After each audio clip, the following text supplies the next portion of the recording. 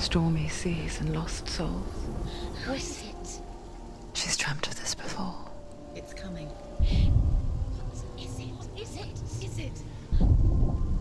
They say dreams are visions of our memories, thoughts and fears, as seen by our inner eye.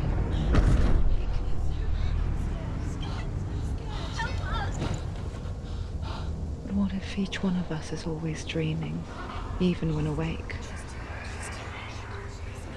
And we only see what our inner eye creates for us. Is this what hell is? A world shaped by Senua's nightmares. Maybe that's why people fear seeing the world through our eyes. Yes, she's scared. Because if you believe that Senua's reality is twisted, you must accept that yours might be too.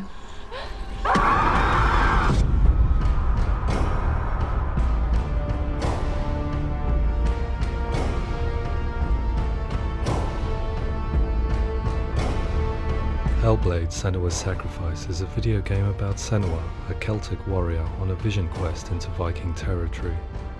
But what sets our hero Senua apart is that she suffers from severe psychotic mental illness. He knows she's getting closer.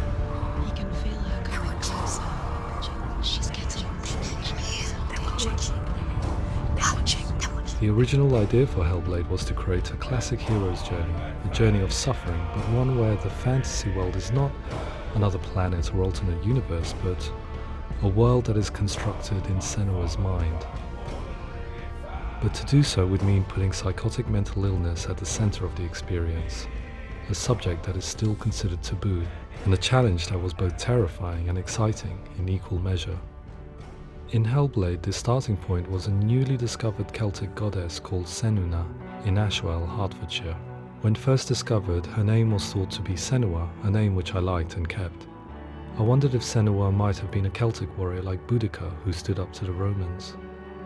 While the Romans had conquered all of Europe, there was a group of Celts up in the furthest reaches of the Roman Empire that could not be conquered, the Picts.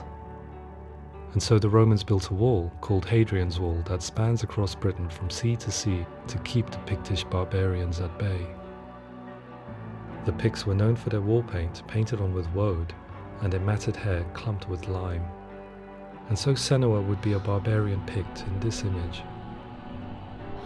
What's your name?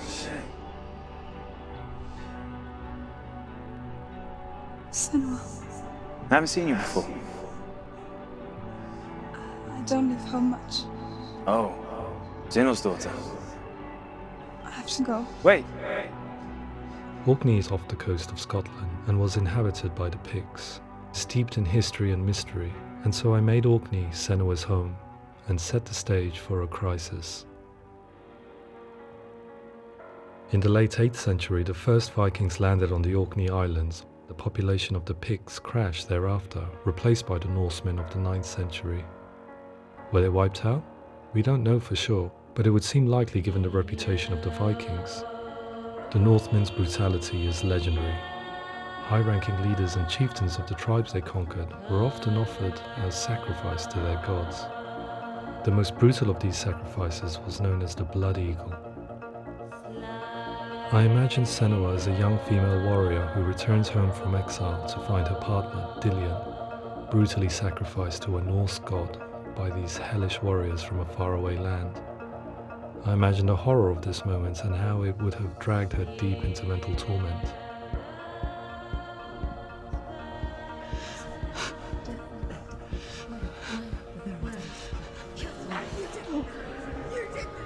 No!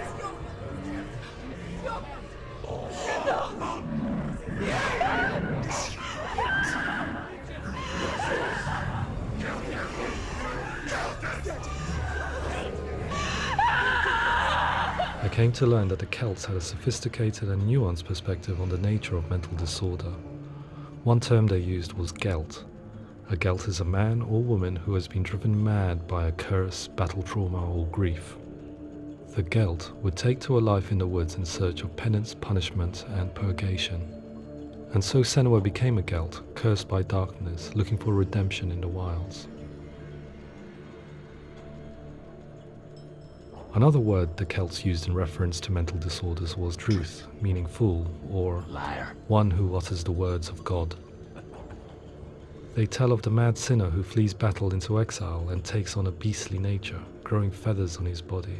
The character called Druth in Hellblade is based on a little-known person called Findan, an 8th century Irish Celt who was captured and enslaved by the Vikings, but eventually escaped to Orkney where he became a monk. I will tell you my stories of hell, if I may walk with you. Upon meeting Senua, it would be his stories that fuel her quest deep into their world of gods. The Northmen say the world will come to an end. The sun will grow black, the earth will sink into the sea, the stars will disappear, fire and water will meet, flames will play against the sky, the heavens and earth and all the world will be burned, all the gods will be dead, and the warriors of Valhalla and people everywhere. Senua, prepare yourself for Ragnarok, for it is nigh. So the stage was set for a new adventure, a journey into the Norse underworld called Hell, a vision quest fueled by madness and myth, a fantasy that was created by Senua's own mind, and one that we would experience through her eyes. This is your mission. This is your quest. There is nothing else left. To make a game about a warrior with psychotic mental illness as its central theme was fraught with danger. Mental illness, such as psychosis, is still taboo and rarely acknowledged in a century of cinema, never mind the new medium of games. Where it does feature, it often conflates psychosis and psychopathy associated with a lack of empathy. It is unfortunate that these two words sound so similar that they are used interchangeably in media. I must admit that I didn't have to look very far to discover my own ignorance of the subject. So we reached out to Paul Fletcher, psychiatrist and professor of health neuroscience at University of Cambridge.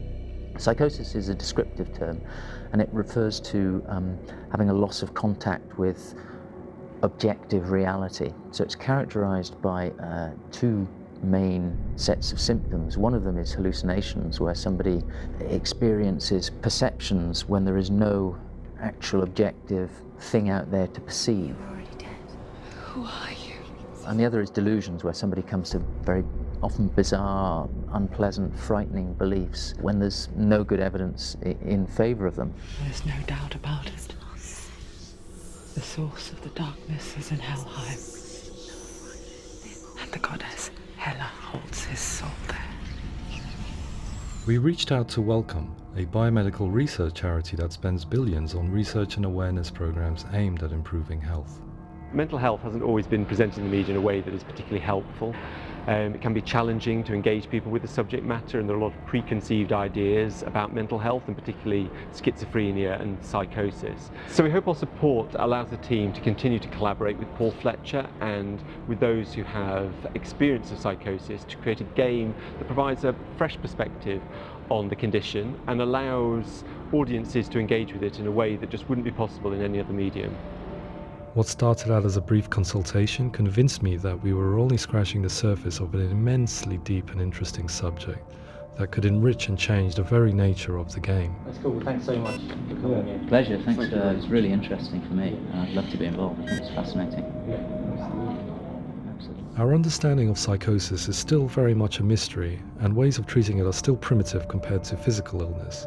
After all, it is easy to see the pain and suffering caused by physical diseases or physical trauma. It is not so easy to see the mental suffering and trauma of severe mental illness.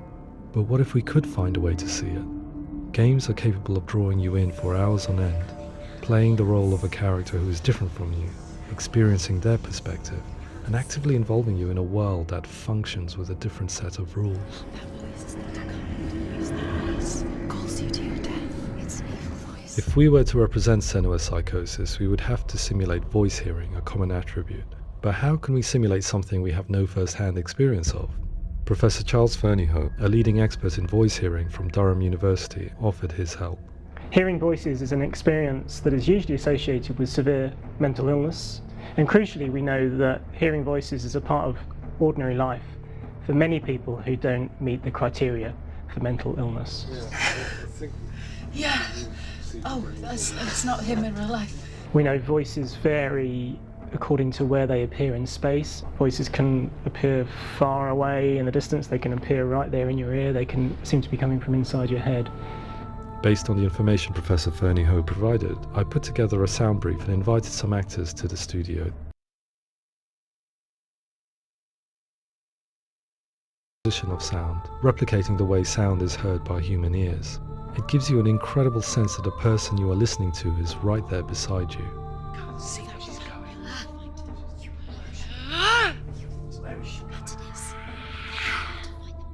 Rachel Waddingham from the Voice Collective came to our studio with 2 young voice hearers to speak to our team. We talked at length about their experiences and they listened to our tests, giving us feedback on how we could improve on it. Everyone hates her. She's cursed. It's very hard to represent what this experience is like, partly because it's such a personal, intense, emotional experience. It's testament to how Ninja Theory have been listening to what the researchers are saying, but also, crucially, listening to the experts by experience. What they've come up with is so compelling. It's by far the best representation I've heard of what these experiences are like.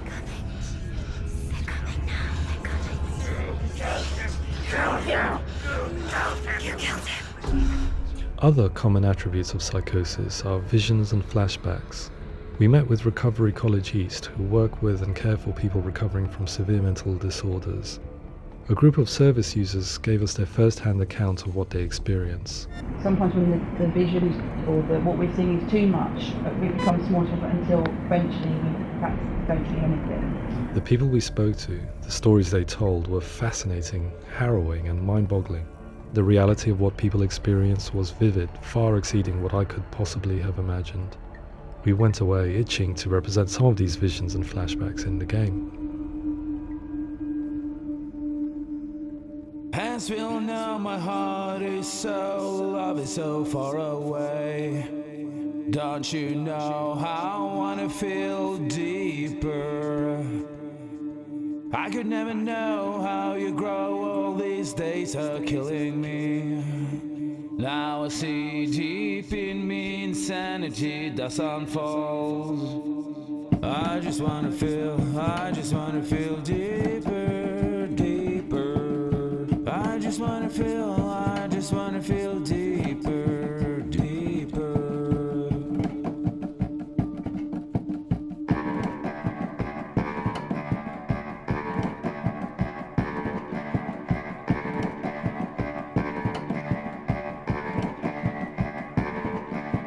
As we all know, my heart is so, love is so far away. Don't you know how I wanna feel deeper? I could never know how you grow, all these days are killing me. Feel like this, read like this, I just wanna live, that's all. I just wanna feel deeper, deeper. I just wanna feel deeper, deeper.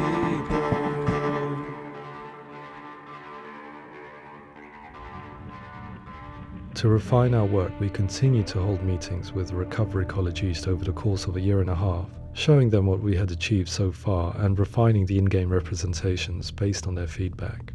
With their help, flashbacks, visions and changes in perception were woven into the story and gameplay of Senua. The students that are involved in this project are incredibly excited about being involved. They have described the experience as being important because it values their lived experience and shows that despite what we have been through, all of that experience becomes valid, that actually it's something that we should all be talking about. The experiences described range from beautiful to frightening beyond comprehension. I heard of a girl who has to live with an angry voice screaming at her, slamming on her doors and walls 24 hours a day. I met someone who would often see hanging corpses in a room, so real that she would sometimes try to rescue them. The panic and fear that comes with such visions is entirely understandable, and it can be a living horror for some. Worthless, weak, pathetic. Go on, feel sorry for yourself, because there is no one left to do that for you. I was urged by one fellow that we should not shy away from showing this horror, and so I was perpetually torn in making Hellblade. Had we gone too far with our representations or not far enough?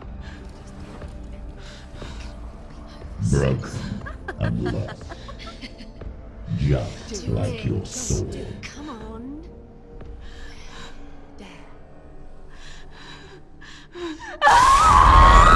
In some ways, voice hearing and visions were the low-hanging fruit, so to speak. There's another aspect of psychosis that is much harder to explain, but one that I think video games are uniquely able to represent, which are often called delusions. People begin to see patterns in the world. They begin to link things that most people wouldn't link. Most of the things that we might think would be coincidence or, not worth commenting on. Nevertheless, that might have a particular salience or importance for them. One individual described how everyday words, sounds, colours and objects were steeped in meaning to him, forming a strange and sinister puzzle that he was determined to solve but could not quite get to the bottom of. It's not just brain dysfunction. It's not like the system shut down. It's actually an incredibly creative process. The person creates a world populated with voices and phantasms and terrors, and they're completely immersed in it. They believe in it. We often invite people into the studio to play the game. In one of our playtests, they played through much of the game, making associations between runes, secret messages, and the threat of darkness that stalked them. There are many things that happen in the world of Hellblade that make perfect sense within the context of Senua's mind. The dark rot that's killing her slowly from within, the secret runes of the gods that block her path to Helheim, and strange associations that exist in the game to confuse you. To complete Senua's quest, you have to internalize and accept the logic and meaning behind these things to progress. Afterwards, they said that they didn't see much evidence of mental illness in the game. People with delusions of all sorts would argue the same thing, that they are not aware of their experience being abnormal in any way. I need this sword. It's important. Representing perception changes and thinking patterns within Hellblade gives us a set of symptoms common in psychosis. But people with lived experience were keen to emphasize another point, that it is wrong to define a person by their symptoms. Quite often, the illness comes not from the symptoms, but from the stigma, isolation and mistreatment that comes about from the rest of society. They say that I'm cursed. What if they're right? I needed someone to portray Senua, someone who could believably internalize her suffering.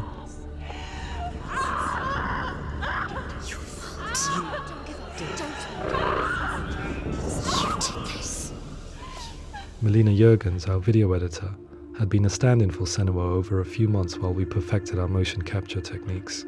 Without realizing it, she had already auditioned for the role, and I knew her well enough to know that I didn't have to teach her to act, but to relive her own internal pain. As often is the case, those who have suffered mental anguish are never far from us.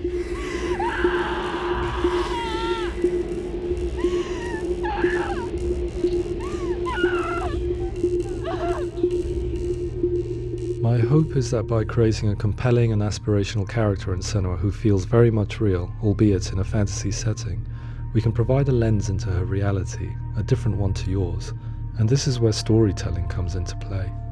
I imagined her life based on common threads in real people's lives. She was always prone to psychosis as a child. Her mother Galina also heard voices and had visions, so perhaps there was a genetic aspect. Or perhaps it was cultural, as she lived within a world without science, of gods and a superstition, as exemplified by her druid father Zimble.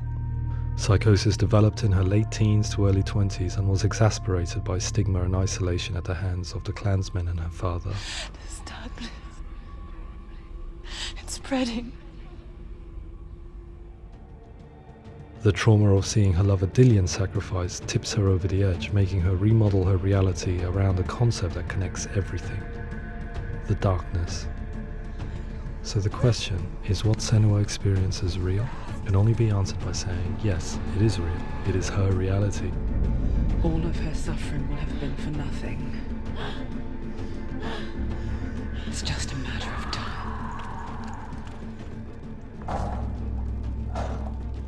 Towards the end of the project, service users and professionals that had collaborated with us were invited to see the near-final game.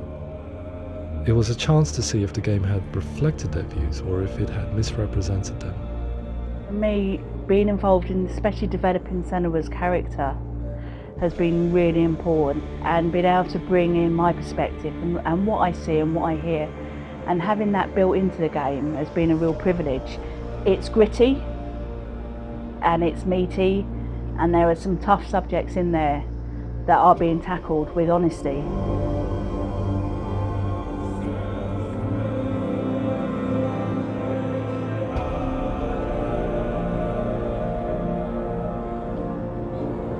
I was blown away by it today, absolutely blown away. It was just fantastic to get the opportunity to use our lived experience in a very creative way. There's nothing tokenistic about the work we've put in. It feels like we've been listened to, things have been taken on board, and I think there was a lot of realism in the game itself, and it feels very authentic.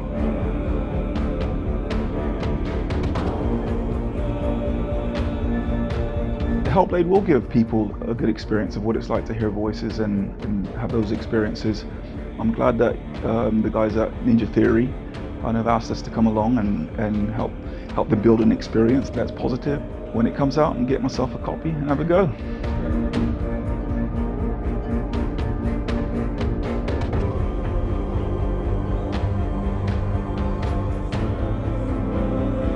I think all the way through I was really inspired by how the conversations have translated into the game in a way that I think I didn't imagine was possible. So wonderful, really wonderful.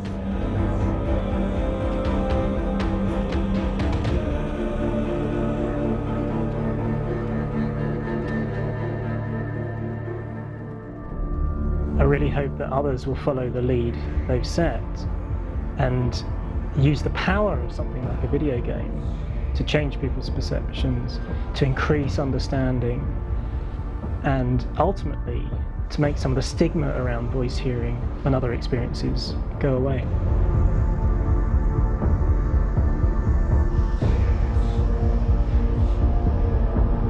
For me, it was really exciting to see something that I explore scientifically being represented so beautifully in a character who's trying to penetrate the mysteries of the environment in which they've been placed, with all of this strange uncertainty and noise and conflicting information that they're getting.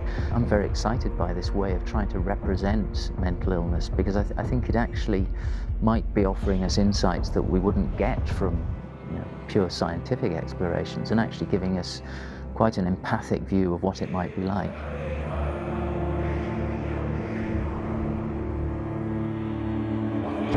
Mental illness has been with us for as long as we have been on this planet, but why? Why hasn't evolution stamped out this weakness from within our gene pool? I often pondered this question until I realized that the question had an inbuilt flaw. It assumes that being and thinking differently is a weakness. The only reason we have computers, spacecraft, medicine, poetry, art, and yes, even video games is because individuals are able to simulate new abstract realities in their minds and share them with the rest of us. We need people to be willing to see differently in order for us to progress and survive as society. And we need to be open to these new ways of seeing. And it is this spirit that motivated me to create Senua's story and share it with you.